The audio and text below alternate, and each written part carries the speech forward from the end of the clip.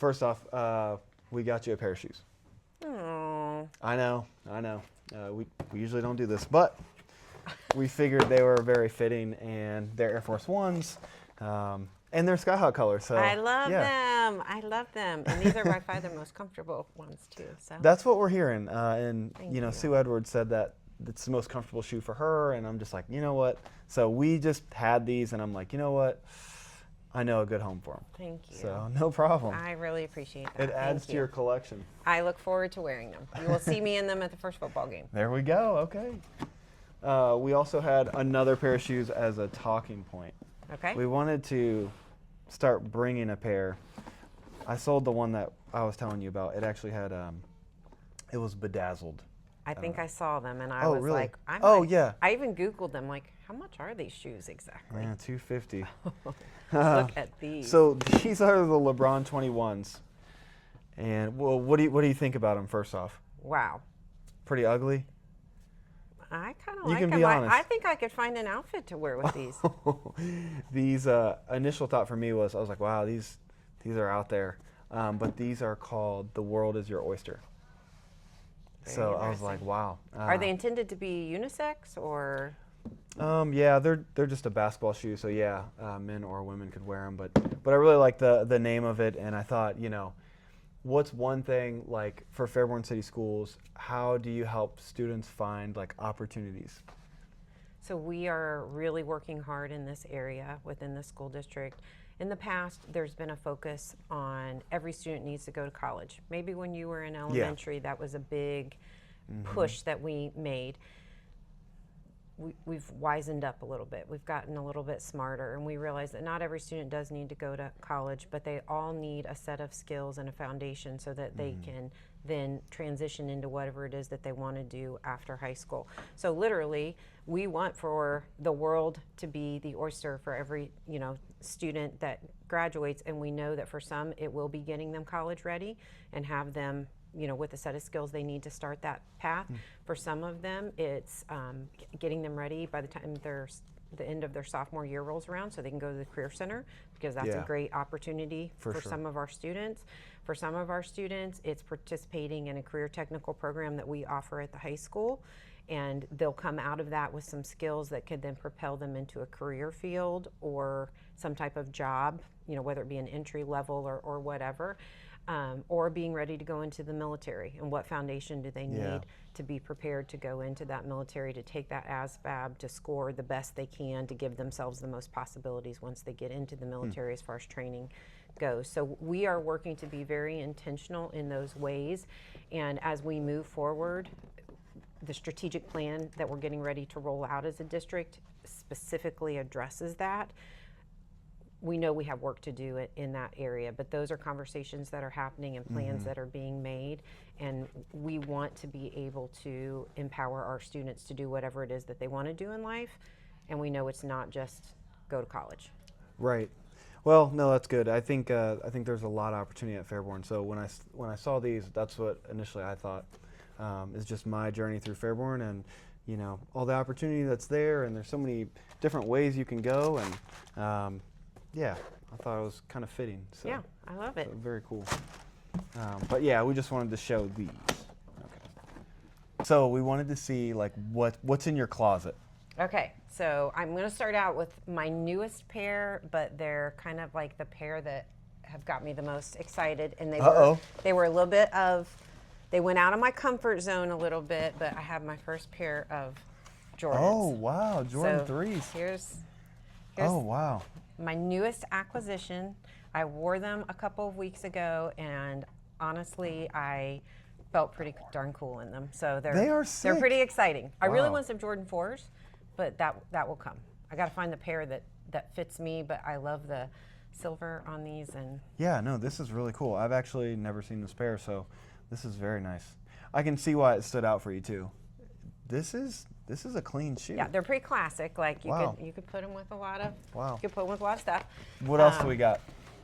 So Oh, again, some 90s. Air Max 90, Gore-Tex. yeah, these are Okay. pretty basic, but again, you could wear them with a lot. So No. Well, is your colors and white and gray? Is this this seems like a pattern here? The white for sure. I think the gray is maybe just by chance, but I love the white. But now that I'm thinking about that, I'm like, oh, I got a lot of white. But these are probably the second most comfortable pair of Really? Nikes. I feel like. Do you like the Gore-Tex? Because I think Gore-Tex is like almost waterproof, water resistant. That's why I bought them. Yeah. Because I had a pair of other white ones that had a lot of suede on them, and I kept trying to keep them clean, and it was a losing battle. Yeah. So then I found these, and I was like, I think I can keep That's these nice. clean. I'm impressed. Yeah. Okay. Next pair, they might be white too. Let me see what. Can't remember which one. Oh no, my Dunks. Oh man, your Dunks. My Dunks. Wow, you've really worn these. Yeah. I Wow. have. They're creased and everything. That's cool though. Yeah. Yeah. Now, was this like your first pair of Dunks? This is my first pair of Dunks. This is my only pair of Dunks. I would love to have some more. Like I see them in all these fun colors all the time, and I'm like, oh, I'm gonna order some more. But I'm like, but I already have one pair. Do I really want like another pair of Dunks, yeah. or do I want another pair of something I don't have? So, again, I feel like very classic. Like. We got to show you like the SB Dunks. Okay. I have them on. I don't want to take them off my foot and show you, but. Okay. Okay. So but they're more cushiony. They're in my opinion, they're just so much more nicer. Yeah, Oh. and these are not the most like if you're wearing them all day, they're not the most comfortable things. Okay, and my other, what you got here? I do have Nikes that are not white. I do promise. These are my first pair. These are Air Force Ones, and my I got them for Mother's Day, probably like in 18 or 19. So I've had them for a while. Oh wow, okay. And they're creased too. I've worn them a little bit. Sorry. But my kids thought I was cool enough to own some Air Force Ones, and they got them for me. So. Wow. So you kind of started your shoe collection here like 2018. It started to build, and you started buying more pairs of Nike specifically. Yes. Okay. Yep. Okay. Correct. And I have looked at Adidas. I've looked at some, but I'm like, the Nike is like the shoe of my youth. Like what everybody wanted Nikes growing up. So it's like, I don't know. They just feel a little bit special. Well, these are pretty cool. Your whole closet. This is the most pairs we've seen someone bring out, so that's pretty cool. I have a few more too, but. Oh, do you have more here? No, I don't have them with me. I have a few more in my closet. Ones that do actually have color in them, but no, this is what I felt the most strongly about. Yeah, absolutely. Well, I really liked your Gore-Tex and your Jordan 3s. Those were a big surprise. The Forces are always good. It seems like everybody has a couple pairs in their closet. Yeah. So no. Maybe the very next cool. time you talk to me, I'll have the Jordan 4s like I the Jordan aspire to. 4s. Yeah. Oh man, they're always just so expensive. And they don't make enough, and you usually have to buy probably a men's 7 for you. So those sizes are kind of hard to get. When they drop, you have to be like right there on it, ready to buy them. So as a superintendent, are you at 10 o'clock sometimes like going for the drop? I haven't had to do it on a work day, but there have been some Saturdays that I've set Saturdays, the yeah. alarm. Like I have a calendar reminder. I've set the Oh, alarm. nice. Like I got to be ready to get on there, and I still Don't get them? don't get them. Yeah, there was a pair of Jordan 4s that dropped in I want to say May, and I was like, man, I thought I was on it. Wasn't You need quick to enough. maybe ask some of your family members to also try to go for that size, just so your odds increase. It would let me put them in the cart. I would go to checkout. I have my information in there, and then it's spinning, and I bet I did it 40 times. And I was thinking, if I have 40 charges on my credit card, I'm gonna cry. 40 pairs. But I didn't even get them, so maybe next Oh time. man. Well, I think the sneakers thing, everybody has tried to debunk it, and I don't know. Nobody really knows. It's always random. So we'll see. At least that's what they say. Yeah. Question for you is, as a leader, what do you do when everything's just kind of on fire, or do you ever feel like you have days where everything is just going wrong? What do you do? Oh, absolutely. I definitely have these days, and I'm lucky that I'm surrounded by a great team of coworkers, both at the district level and in the buildings as far as administrators go. And I've found out really quick in this position, you have to lean into others, and you have to ask for help, and you have to let people take ownership for different items and trust that it's going to get done. Never that you just hand something off and you're like, well, I'm hoping it'll be okay. There's follow through that has to happen. But I don't have all the answers in myself, and I definitely don't have all the abilities within myself. I have to bring in others, and we work collaboratively to get anything done. And so you're just leaning on others to help. Absolutely, Yeah. Okay. absolutely. That's good advice. Maybe I need to lean on. Yeah. It's not always easy. In fact, my tendency sometimes is like, I know how I can do it, and I know it'll be done and done the way I want to, and Yeah. I'm just going to do it. But I'm getting better at. I'm going to hand that off. That's going to be this person's responsibility. I'm going to set some clear boundaries. I'm going to continue to check in, but I'm also going to let them show me that they have the ability to do it. What do you do when it's just out of your control? That's what bothers me the most. It's like I have no control in things going wrong, and at that point, it's always tough. But it is. So with the state budget that just came out, there were a lot of elements that were going to potentially be negative for education. So we've had 2.5 months of not really knowing where we were going to end up. That's tough. And it was like, okay, we can either lose sleep, or at least for me personally, I can lose sleep at night. I can be stressed over this. I have very little control over it. I can reach out to lawmakers, voice my opinion, present the facts. This is how it would impact us in a negative way. But at the end of the day, I can't change it. So I have to trust that, one, we're going to go on doing the good work that we do for kids. Like that's within our control every single day. And when the final decision gets made on the budget or whatever it is, then we come together and we come up with a plan for attack, and we deal with it at that point. But the worrying leading up to things, or speculating and not really knowing what the outcome's going to be, to me, that's a waste of energy. And it's really easy to put yourself in a negative mindset that's sometimes hard to work out of. And so I try to be really, really careful about, I'm not going to let myself get drawn into that negativity, because I've learned from past experience, I'm going to get myself in a bad place, and then I'm going to have to figure out how to get out of that bad place. So I do joke a lot that I have rose-colored glasses that I go through life in, and it's okay. I'm good with that. Sometimes it's not a bad thing, and sometimes I need a reality check by people. And again, that's why I have to trust my team to say like, okay, we hear you, but you need to look at this a little bit differently. That makes sense. I need some rose-colored glasses in my life. So as an alumni, to a teacher, to a principal, to a superintendent, all in the same district, how has that been? Can you talk about that? Because it's pretty rare. It is rare, but it's really been incredible. And for me to get to do the job I do now, it's a huge blessing, and I'm absolutely sincere about that. Is this a hard job? Yes, it really is. It's a big job. It's very demanding on your time.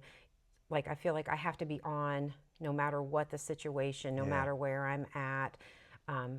It's sometimes hard to create some boundaries of this is my personal life and this is my professional life. A lot of times it feels like it just kind of all meshes together. Yeah.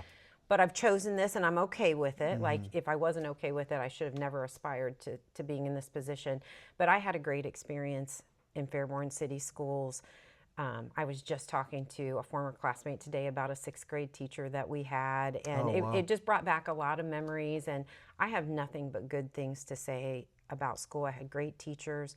I met a lot of great people. There was a much larger military population then, so we had a lot of students that came in and went. But a lot of good memories with those people, and the kind of past experiences that they brought in that we didn't have, for us kids that we had been in Fairborn our whole life. So it's kind of interesting in that regards. And then graduating, being an educator was not my number one career choice. I actually wanted to go into communications. I wanted to be a broadcast journalist. When I was in high school, there was a television show called Murphy Brown. Candace Bergman was the lead role in it. You probably don't know who it is, long before your time, but she was like class act, just on point. And I was like, I'm going to be the next Murphy Brown. That's what I started into school as. And just through some different events in life, I ended up on an education path, which was good. That was always like, I would either become a broadcaster or I would become an educator. Like, they were both right there. And so the fact that I ended up in education, I feel like this is where I'm supposed to be. Good. I taught for 7 years at the middle school, the junior high when really? I was I there. didn't know. Yes. Wow. I taught 7th and 8th grade. I wanted to be in the high school. Like, that was kind of my dream job, was I wanted a high school job, but the job that was available in Fairborn was at the junior high at the time, so I took it, thinking, okay, I'll work my way to the high school. Wow. I loved eighth graders. Eighth graders were my jam. They could be silly, they could be serious, like they just were a lot of fun. But I got to the point I was ready for a change, and so a position opened Yeah. at the high school. I transferred to the high school. I loved my time at teaching at the high school. Taught ninth grade English, 10th grade English, newspaper, and speech. And I was really intimidated by the newspaper and speech when they said, okay, if you want to transfer, here's your assignment. Oh, wow. But I fell in love with those classes because they were skills that kids could take past high school and use. I mean, I still have kids who will say, I had you in speech, and like I became such a better speaker because of what you that's made cool. me do in that class. And I love that. And then after 7 years teaching, I kind of got the itch again, like I'm ready to do Oh, something a little wow. bit And that's when you different. switched to principal. I became a principal. My master's is in school counseling. I thought I was going to be a school counselor. I had a real passion for that. And about halfway through my master's, I told my husband, I think I've got the wrong degree. And he's like, no, you don't. Like, this is what you want to do, stay the course. We're really invested in this at this point. Yeah. But just through a series of events, 2 assistant principal positions opened up right after I got my master's. I knew I could get an alternative licensure. Wow. And I interviewed, pursued them. Mr. Lawley had just been hired as the principal of Fairborn High School. Hadn't started yet, but was going to be incoming that next year. Yeah, 12 to 13. Yep. And he hired me as an assistant principal, and then from there, one of our earliest conversations, he actually asked me, like, what are your career goals? I said, I know it's crazy. I'm just starting in administration, but I really feel like I think I want to be a superintendent. And he said, Wow. I'm going to do all I can to support you if that's what your goal is. Wow. And he became a great mentor to me, and tried to offer me lots of opportunities to get experience Yeah. and to be a part of just different teams and decision making. And so from there, it just kept progressing. I saw moving into administration as a chance to affect more positive change. Like as a Yeah. teacher, you can affect so many students Yeah. and do so much, but then you become an assistant principal and you can do a little bit more, in a principal. And so that's really what I feel like my purpose here is, that I want to empower others now to be able to make that positive impact on the students that they're interacting with, whether it's a building principal, whether it's a classroom teacher, whether it's a bus driver, the custodian, whoever it is. Like, Yeah. I can provide leadership that helps them see their purpose and embrace that purpose and, do the best that they can do. Yeah, you're taking care of the hawk's nest at that point. Yes. Um, Yeah. What if somebody was aspiring to be a superintendent? What advice would you give them? Get all the experiences that you can. Find a mentor. That would be number one, and then embrace all the experiences that you can to learn as much as you can. I've already said, Mr. Lawley was a great mentor Yeah. to me, and he was. And I look back, and if he said, "Hey, I'm going to this event," I'd say, I'm coming too, because I watched him and learned from him Yeah. a lot.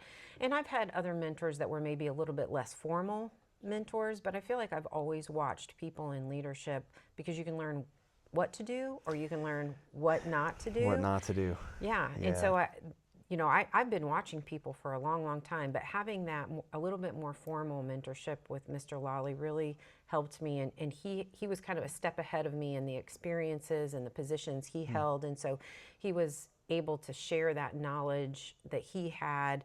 And then that helped shaped me, into an administrator as I went through the different steps. Yeah, what a good mentor too.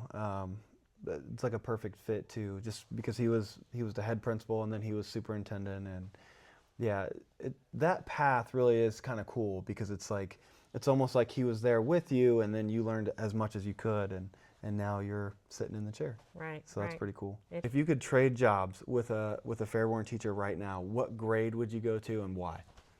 Okay, so I'll give you 2 answers. I would love to go back to what I did at the high school when I was a high school teacher and step into that role again, teaching English. And I had several courses that I taught, but I loved doing that. It was really rewarding. Not 8th grade. 8th grade wouldn't be bad. During COVID, I subbed at the middle school. We were short on teachers, and I had said, let me know if you need somebody, if you're really getting a pinch, and they did. And I went over there and subbed in math. Wow. And it was fine. Hmm. It's a good reality check of why do I do what I do. It's because of kids, and when you're around kids, you're reminded of that. Yeah, that is really good. But I would love to be in I would love to try something like a kindergarten classroom, which is Oh, so yeah. foreign to me, and just experience and see what it's like. Because I only come out of secondary world, I know 7, 12. I don't know pre-K Yeah, the 6 younger very grades. well.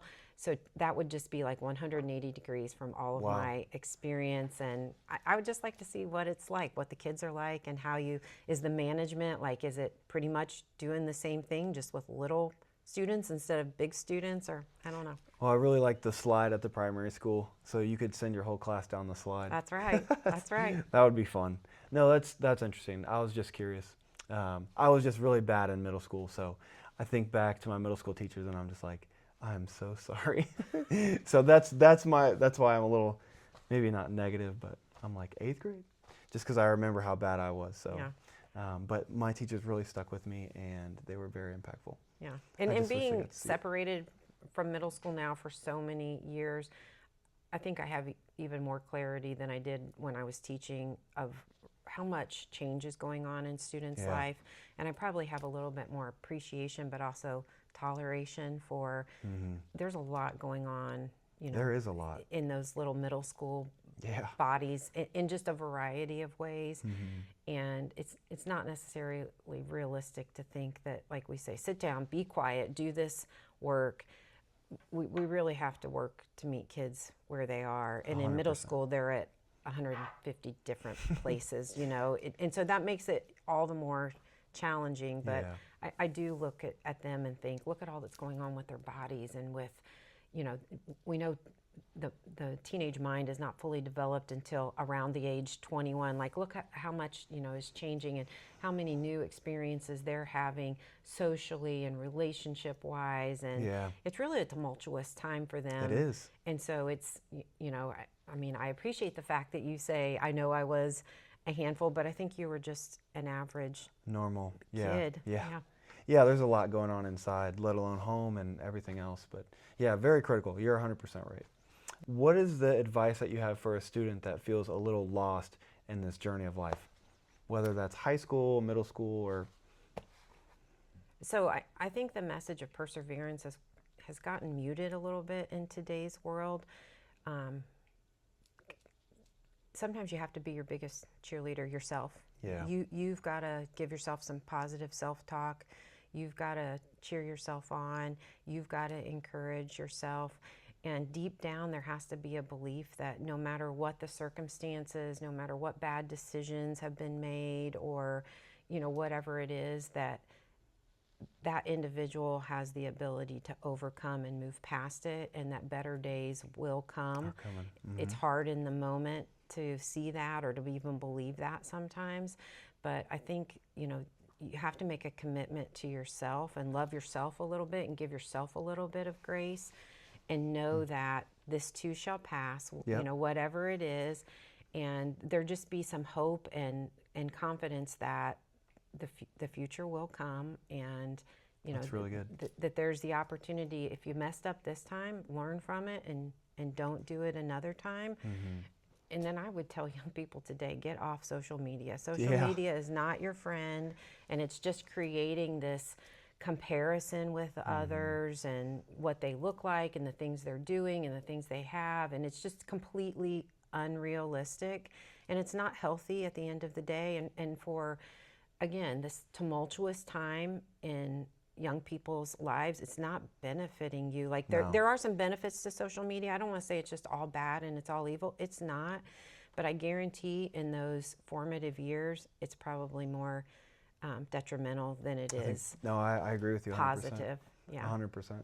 You had to be proactive with your own, mental health and your own, where you're at in life. And I think that that's one way that you can, it's hard. It's hard for me as an adult sometimes to monitor my engagement with social media. But I know sometimes when I get to kind of feeling lousy, I'm like, I probably need to get off Facebook for a while, because it's not helping me It's not helping. any. 100%. No, that's really good. That's great advice, actually. Yeah. If you could tell every student at Fairborn one thing, what would it be? The world is bigger than Fairborn, Ohio. Get out and see it. If you end up back here and Fairborn is your home and this is where you stay, that's great. And if not, that's awesome too. But never forget where you're from. Ooh, perfect. That's great. No, thank you. That's great advice.